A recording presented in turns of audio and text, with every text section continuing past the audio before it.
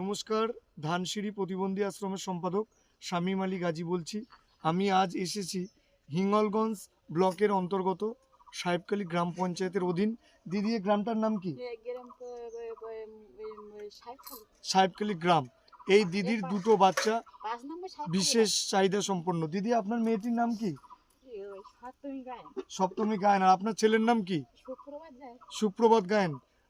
যে ওয়েলফেয়ার সোসাইটির ফাউন্ডার সম্পাদক শামীম আলী গাজী বলছি। এই দিদির দুটো বাচ্চাকে আমাদের আশ্রমের পক্ষ থেকে খাদ্য সামগ্রী, পোশাক, জুতা উপহার দেবো। দুনিয়ার সমস্ত মানবতাবাদী ভাই ও বোনদের উদ্দেশ্যে বলবো, সবাই আপনারা আমার আশ্রমের পাশে থাকবেন, আর যাতে এই সমস্ত অসহায় বাচ্চাদের পাশে থাকবেন। সবাই আমার জন্য প্রার্থনা করবেন, আর বিশেষ করে এই দিদির বাচ্চাদের জন্য সবাই প্রার্থনা করবেন। দিদি, আপনি টেনশন করেন না, আমরা আপনার বাচ্চাদের পাশে আছি আশ্রমের পক্ষ থেকে। দিদি, আমাদের দিকে ফেরেন। দিদি, আপনার সমস্ত সুযোগ সুবিধা আমার আশ্রম থেকে আপনার দুটো বাচ্চাকে দেবে। ঠিক আছে দিদি? ঠিক আছে, ঠিক আছে।